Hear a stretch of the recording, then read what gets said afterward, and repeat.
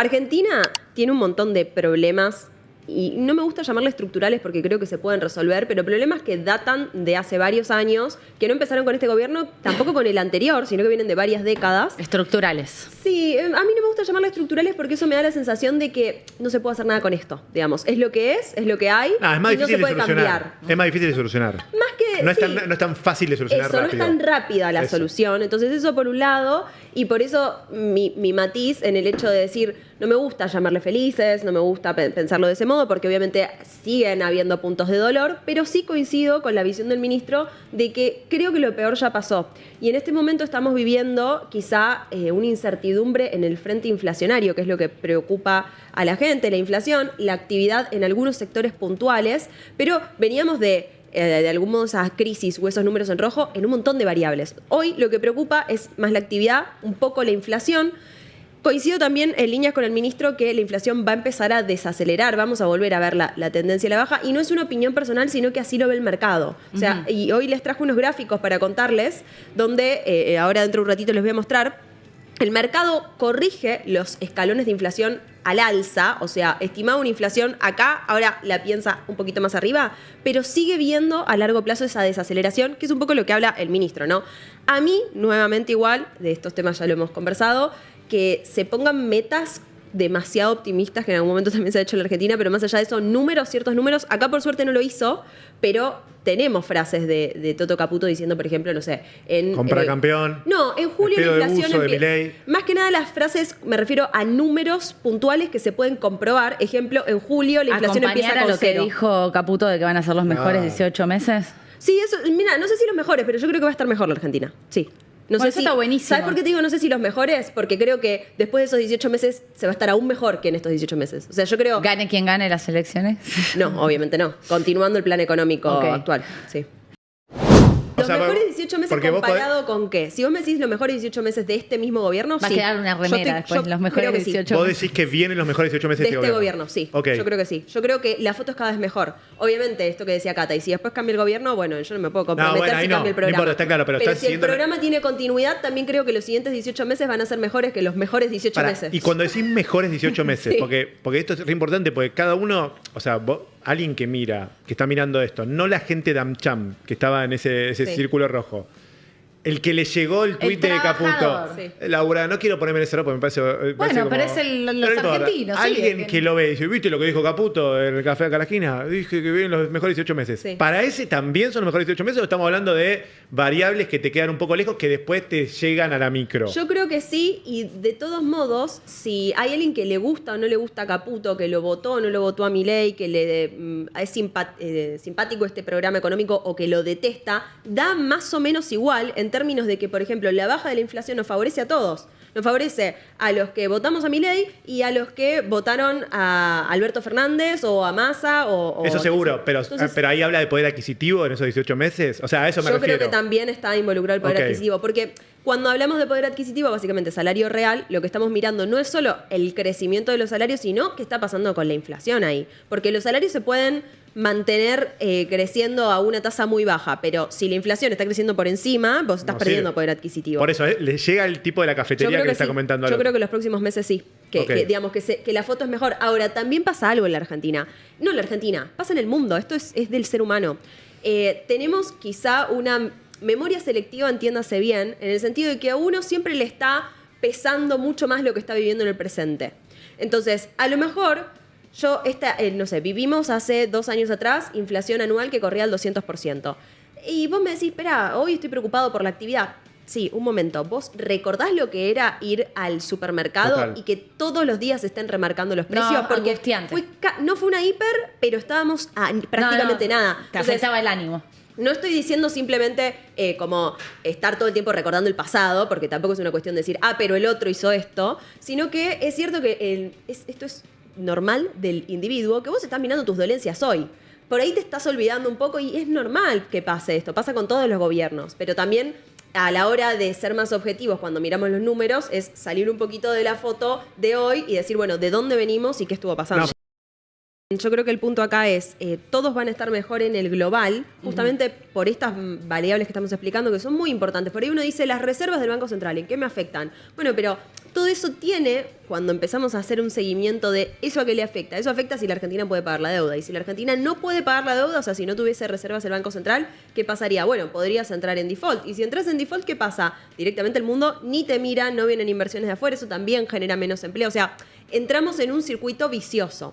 Yo lo que digo es que, y en línea con esto que estaba mencionando Juanma, hay muchas variables que se prestan para que en el global todos estemos mejor. Ahora, dentro de ese global, no todos van a mejorar a la misma velocidad y a la misma tasa, que es un poco esto de, bueno, ¿en qué sector estás? Yo no sé si los que arreglan máquinas de escribir van a tener más trabajo en un año. Probablemente no. Es un ejemplo llevado al extremo, ¿no? Entonces, yo no sé si alguien que se dedica a una industria que a lo mejor tecnológicamente ya no es tan eficiente, no es culpa de la Argentina. A lo mejor algo por evolución tecnológica ya no tiene mucho sentido. Además están los cambios del mundo del trabajo. Eso por un lado. Después, por otro lado, muy acertada la demanda de parte de sectores que se ven afectados por las importaciones de bajarles los impuestos y permitirles competir en igualdad de consecuencias. Claro. De condiciones, perdón. Entonces, eso también es un punto porque si no, si estás compitiendo distinto, y bueno, obviamente podés perder y no porque seas ineficiente. Y después, capaz que hay algunos que son ineficientes y no pasa nada. O sea, el punto es eso.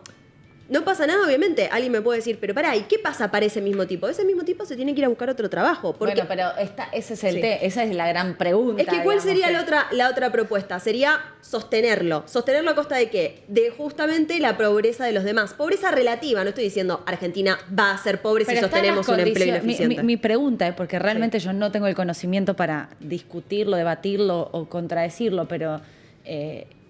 que alguien se quede sin trabajo en un trabajo que ya no va, que no es competitivo, que estaba protegido, o que es malo, empobrecía al otro, lo que sea. O que lo hace mal. ¿Eso garantiza que esa persona pueda ir a otro sector, que si es competitivo, que va a tener trabajo? Esa es la gran pregunta, porque... Garantías no hay. Sí. ¿Transición con reconversión? Garantías no hay, y con esto te lo voy a decir sacando el modelo de Milei y sacando la figura de Milei. El ser humano nace en condición de pobreza. Vos salís al mundo y en el momento en el que nacés, obviamente podés tener una familia que te provee cosas, pero ¿cómo venimos al mundo? Desnudos. Todo lo que venimos lo que podemos tener es generado por nosotros mismos, por alguien que nos está cuidando, pero digo, si nos vamos a muchos años atrás, muchos siglos atrás, antes incluso de que exista cualquier tipo de nación, y ni siquiera el dinero existía, me voy en momentos de trueque, te estoy hablando, nacemos en condiciones de pobreza. El estado natural del ser humano es la pobreza hasta tanto en cuanto no se ponga a agarrar recursos, hacer algo que tenga valor, venderlo y comerciar y sumarle valor agregado al mundo. Entonces, esto que vos decís, Cata, de ¿hay alguna garantía? No, garantía cero. Si hay un tipo que se queda sin empleo y no se mueve, no se pone a buscar, no se capacita, no es proactivo, no le pone horas a lo que requiere conseguir un nuevo empleo, no tiene ninguna garantía. No, capaz que se queda desempleado. Suena... A ver, porque Jonathan Loidy, nuestro columnista, dijo en el programa del colega Antonio Laje de A24, acá no trabaja el que... o sea, trabajan los que quieren y los que no tienen trabajo es porque no quieren, porque en realidad hay trabajo para todos. Se viralizó, hay un montón de gente insultando. ¿Vos coincidís con esa mirada? Siendo consciente de que puede haber algunos casos en los que no cumplan con esa condición, en lo general sí. O sea, porque te digo, puede haber algún caso de una persona que se está esforzando un montón y no está consiguiendo trabajo, sí. Pero en lo general, la persona que se está esforzando muchísimo en buscar ese trabajo, algo encuentra.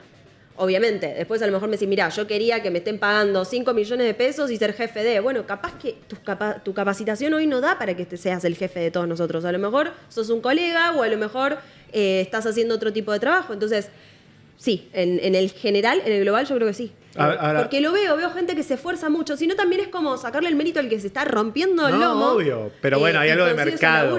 Claro, hay gente tenés ascendiendo. Oportunidad, claro. Ahora, yo tengo una pregunta más. Yo no tengo idea de cómo es. Pero ni siquiera lo digo en qué familia naces, porque también hay gente que nace en familias que lamentablemente no les pueden brindar todas las cosas que les gustarían y no fueron a la mejor educación y no tienen las mejores condiciones de vivienda y demás. Se esfuerzan un montón, laburan un montón y... tienen esas oportunidades, porque se las generan. Pero hay desigualdad de oportunidades. Obvio, no claro. Obvio. Pero también hay una diferencia para mí de mentalidad. Me pasa a hablar con gente de distintas realidades que están en distintas situaciones, algunos que ganan muchísimo, otros que ganan muy poco, otros que les cuentan mucho el día a día y otros que no. Y hay una diferencia de mentalidad. Vos decís que hay vagos y hay gente que se quiere esforzar. No sé si llamarle vagos, pero sí la mentalidad de, si querés, quedada, más quedada. Hay gente que tiene esa mentalidad. Bueno, más allá, digamos, si gusta o no gusta lo que está haciendo, si es correcto o no. En 4 años un presidente y un equipo económico pueden como cambiar el rumbo, porque acá cambiaron el rumbo de la política económica claramente, y que ver resultados positivos. ¿Es un tiempo suficiente para la economía, para una política económica? Yo creo que parcialmente sí, pero obviamente estoy de acuerdo con hacia dónde apuntas, Cata, que es más insípido el resultado, ¿no? De hecho, por eso pasa... que el año que viene tienen elecciones y Juanma Sí. dice, no les está saliendo lo que ellos quieren el año que viene. A la gente a la que tiene... O sea, imposible saber cómo va a votar la gente y menos por qué vota. Pero obviamente que si estás con mucho malestar, si no conseguís trabajo, si no llegas Tal a fin de cual. mes, y bueno, no te ayuda Es mucho que por eso cariño a algún históricamente gobierno. los años electorales han sido años de política monetaria expansiva, política fiscal expansiva, de digamos, Platita.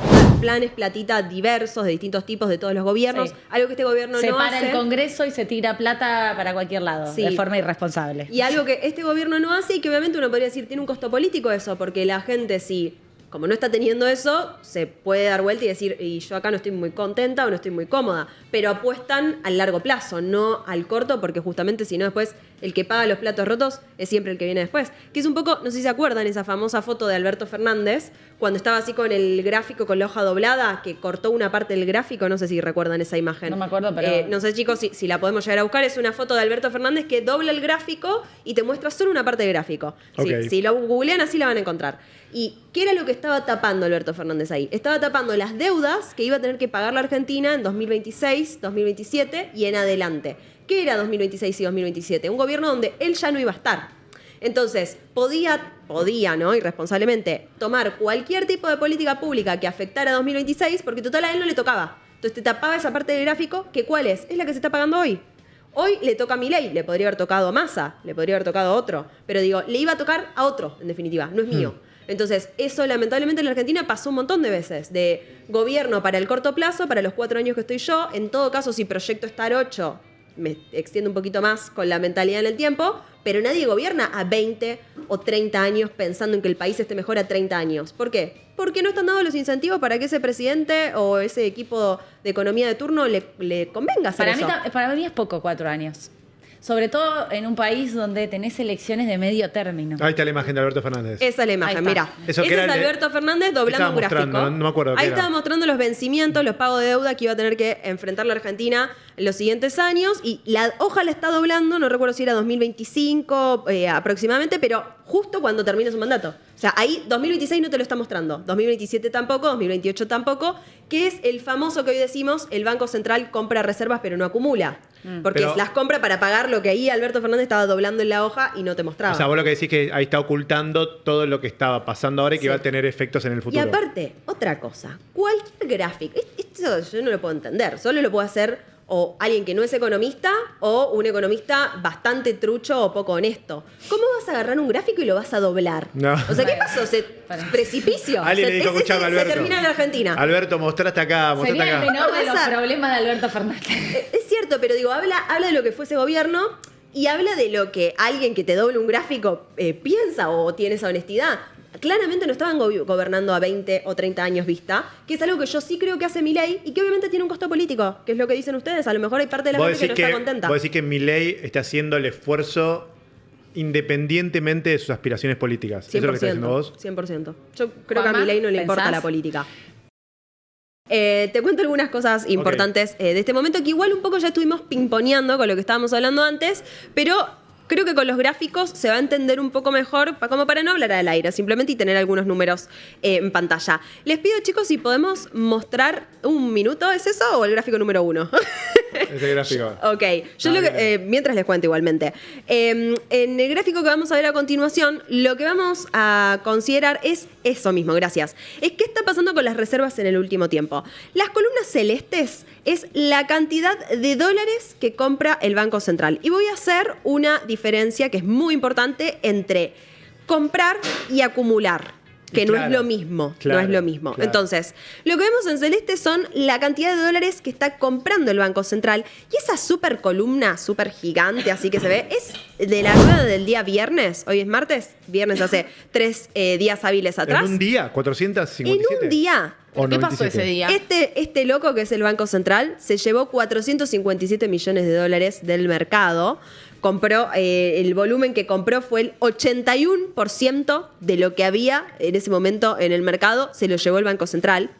Es una compra histórica, si miramos a lo largo de toda la historia argentina, está como en el top 10, entra seguro. Y algo que me parece importante destacar es que dentro de ese top 10 hay compras diarias mayores, pero que se dan de algún modo en momentos de oasis, le podemos llamar, en el que compraba quizá en una rueda muchísimos dólares, pero las anteriores y las siguientes no eran de grandes compras. Acá venimos viendo compras consecutivas, creo que se llaman más de 60 ruedas consecutivas. ¿60? Sí, Juan, no sé si recordás ese dato, Sí, también es 65 récord, creo que son. Desde el 2009, no acuerdo qué año, pero sí, también. Sí, 65 ruedas consecutivas aproximadamente de compra sostenida de dólares, de nuevo, compra no acumulación.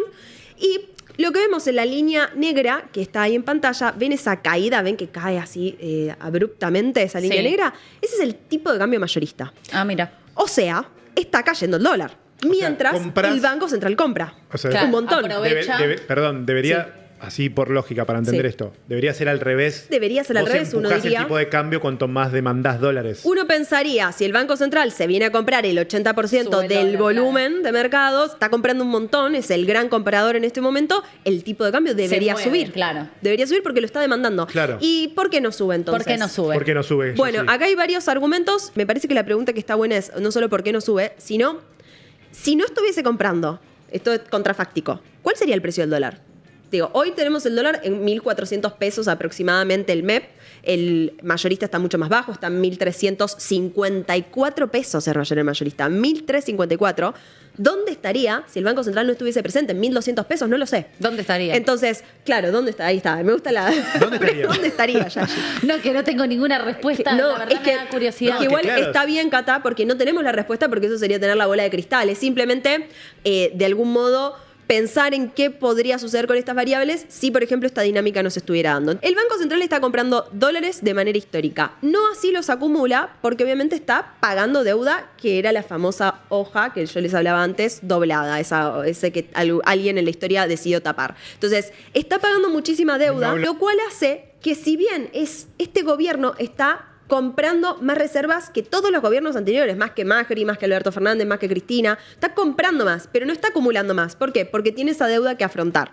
Esto que vos hablabas, Seba, de las metas que se puso para este año, se habló de entre 10.000 y 17.000 millones de dólares de compra de divisas y ya lleva comprados más de 5.500 en menos de 4 meses, porque estamos en El mitad de compromiso abril. es de compra, no de acumulación. De compra, Ok. exacto. Entonces, esto es importante porque obviamente acá vas a escuchar distintas opiniones. Hay quienes incluso dicen, mirá, comprá los dólares que necesites para pagar las deudas, porque es un gobierno que honra las deudas, pero tampoco te cebes comprando, porque si no ganas las elecciones el año que viene, vos le estás dejando un tesorito al que venga, que capaz que se las rifa y andás a ver en qué las usa. Hay una escuela, digamos, económica que sostiene eso, es comprar las reservas que necesitas para pagar deuda, fin. No compres más. A su vez, la teoría liberal te diría, y el Banco Central no tiene que intervenir en la economía, entonces no necesito reservas. Sí para pagar deuda, esto está bien, pero no muchas más. Lo que quiero decir con esto es que de algún modo se despejan las dudas de que esas deudas no vayan a ser pagadas, lo cual te lleva aire al mercado argentino, por ejemplo, de bonos, y te lleva aire al riesgo país también. Pero riesgo pará. país, sí. O sea, vos decís que la estrategia entonces es pagamos deuda. Eso supuestamente debería tener efecto en el riesgo país y la próxima vez que te vas a pagar deuda, vas a renegociar esa deuda porque vas a tener un mejor riesgo país. Entonces debería pasar eso. O Sí, sea, en el no gobierno- que siempre que compres la uses para pagar deuda. En el gobierno hablan de la posibilidad de rolear deuda, pagar intereses, patear Pero para cuando el adelante el riesgo capital. país sea más bajo. También, sí, también. Entonces, como todo en simultáneo, es como también vamos tanteando porque fíjate, que hablábamos antes también. Y les pido si pueden ir mostrando el gráfico número 3. Estamos en un contexto internacional revolucionado que afecta a ¿Por todos qué? los ¿Qué está pasando países. afuera? No pasa nada No afuera, pasa nada. afuera de la frontera no pasa nada, que está afectando a todos los países Y fíjense acá, en este gráfico lo que vemos, ahí, el titular es Argentina fue un outlier en el universo emergente. No, para explicarme este gráfico porque yo... Les explico porque es súper fácil de entender. Este tipo de gráfico cuando me lo ofrece para hacer, viste, a veces hago unos gráficos y todo, nunca lo uso. Te juro que es re fácil de entender. Mira, en el eje X lo que estamos viendo, o sea, Sí. en el horizontal, lo que estamos viendo es cuánto variaron las tasas de interés en moneda local. Ok. En el eje Y lo que estamos viendo es cuánto varió el tipo de cambio en porcentaje en cada uno de estos países. Ok. En definitiva, si vos te vas moviendo a lo largo del eje X, mientras más a la izquierda te encontrás es que las tasas cayeron, mientras más a la derecha te encontrás es que las tasas subieron, Bien. y en el eje Y también, mientras más abajo te encontrás es que el tipo de cambio bajó y que mientras más arriba te encontrás el tipo de cambio subió. ¿Qué te quiero decir con esto? Argentina Nos bajó todo. en marzo bajó el tipo de cambio, bajaron las tasas en moneda local, algo que esto tendría sentido en el ¿Y a resto del mundo. Turquía qué le pasó?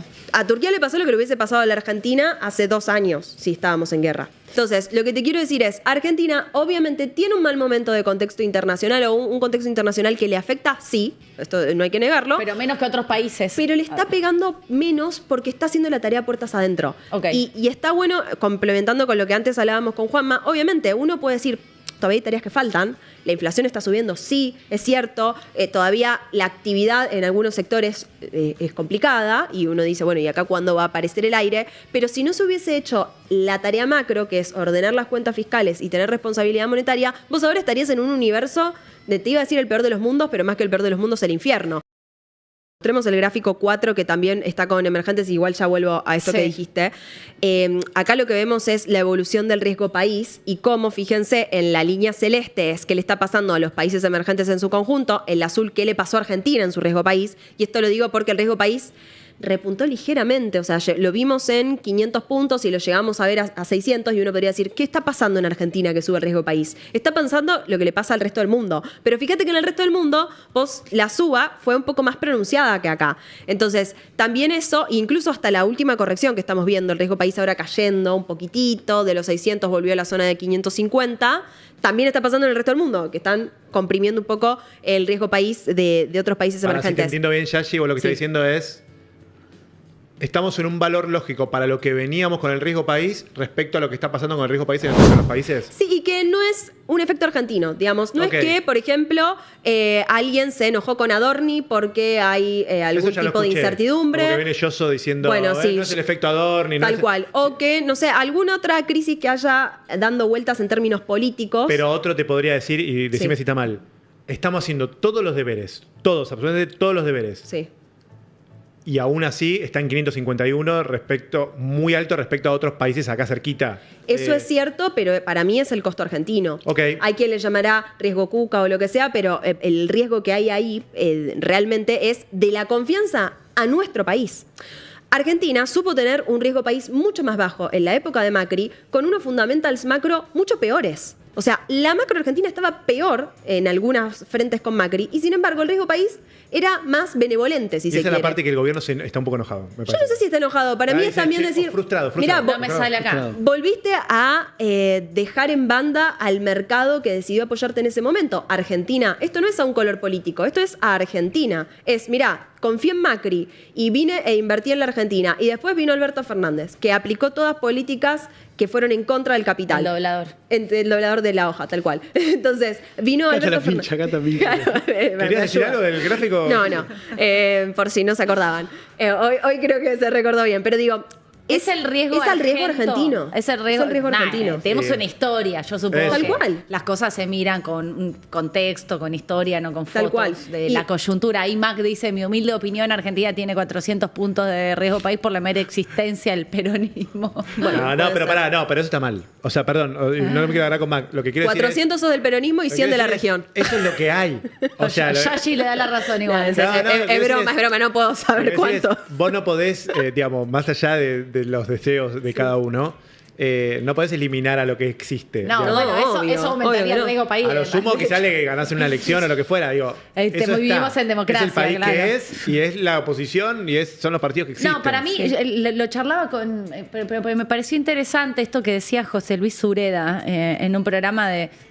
Argentina va a salir adelante el día que tengamos alternancia real política, que pasemos como de una banda más de progre a una de derecha o al revés, sin que eso altere todo. Claro. Que haya alternancia política Chile. sin Y que haya altere políticas todo, de Estado a como largo políticas, plazo, ¿no? de Estado. Uruguay. Chile no tiene alternativa. Chile. Ah, perdón. Uruguay Chile. No, sobre China todo. no tiene problema de la democracia, como decía Iván Nosotros, también, que nuestro problema es que ese riesgo Cuca o riesgo Argento es que altera todo, Claro, cambiar y de un lado al otro. Como es un problema. Sobre todo, bueno, Uruguay es un ejemplo de eso, ¿no? Que por ahí gobierna alguien más liberal o de derecha, alguien más de izquierda, Y y, Chile sin también. embargo, más o menos. Brasil también, ¿o no? Bueno, sí, yo creo que Bolsonaro Brasil, ahí, sí. bueno. Sí. Bueno, ahora No, está- igual lo que tiene, ahí sí el caso de Lula, que digamos, uno podría ubicarlo a la izquierda y sin embargo hace Fue una pragmático. política claramente, claro. Política mercado. económica y política Una política económica exterior, bastante no. conservadora. Pero Claro. fíjate una cosa, con esto voy a preparar una columna porque me hizo acordar el otro día. Es como después se woke en lo que quieras, pero digo, No, se Boric, equilibrio no, Boric. fiscal, Boric es lo mismo. política de Estado en determinadas cosas, como... Vino un invitado el otro día, que ahora no recuerdo quién fue, pero a lo mejor ustedes lo recuerdan, que mencionó la importancia de la independencia del Banco Central. Vos sabés que creo que fue Roberto Kachanowski, porque lo mencionó, obviamente, en líneas con Milei, pero en contra, si se quiere, de algún modo, de decir Milei Kachanowski no fue. está haciéndolo completamente independiente. Bueno, les voy a traer, para hacer la comparación, porque esto lo tengo trabajado y es muy interesante cuando lo ves así plasmado un cuadro, lo que pasa en los países de la región. Entonces, Brasil, por ejemplo, que recién estaban mencionando, no te toca el Banco Central por más que asuma alguien de izquierda. No se mete. No, y ahí el caso paradigmático es Entonces, Perú. Claro. bueno, ¿no? Que además. Perú te cambia. Pero Perú es increíble, ¿no? Sí, o sea, sí. realmente, todos ponemos el ejemplo de Perú siempre para la estabilidad económica versus la inestabilidad política del cambio de presidente. Pero bueno, ojalá que estos dólares sirvan, Yashi. Sí.